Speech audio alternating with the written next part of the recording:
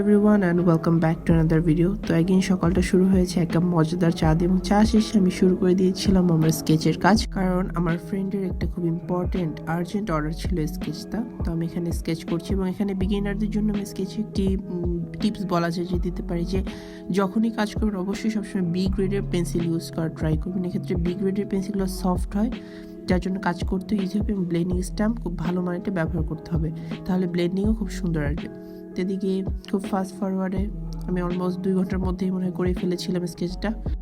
তো এই হচ্ছে আমার ফাইনাল লুক স্কেচের। কেমন হয়েছে আমাকে অবশ্যই কমেন্ট করে জানাবেন। তো এরপর আমি চলে গিয়েছিলাম একটি কেক বানাতে, এবং কেকটা ছিল আমার নিজের জন্য। এটা ছিল একটি লেমন ময়েস্ট কেক। আমি সব ধরনের কেক ট্রাই করেছি, কিন্তু লেমন ময়েস্ট কেকটা আমার এখন ট্রাই করা হয়নি। তো এখানে যা যা লাগছিল কেকের জন্য সেগুলো মিক্স করে আমি অলরেডি কেক ওভেনে দিয়েছি, এবং এর ফাঁকে আমি মেহেদিও প্যাক করেছিলাম, কারণ আমার স্টুডেন্টের মেহেদি দেওয়া বাকি ছিল। তো সেগুলো প্যাক করে আবার কালকে ডেলিভারিও দিতে হবে।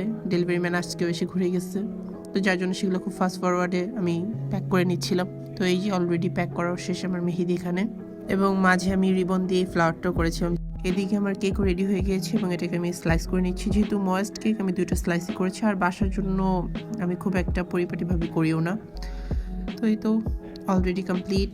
আর কেকটা নিয়ে আমি একটু এক্সপেরিমেন্টও করছিলাম। যাই হোক, কেকটা কেটে খেতে খেতে আজকের ব্লগ এখানে এন্ড করছি। আশা করি আপনাদের খুব ভালো লেগেছে। আল্লাহ হাফেজ সবাইকে।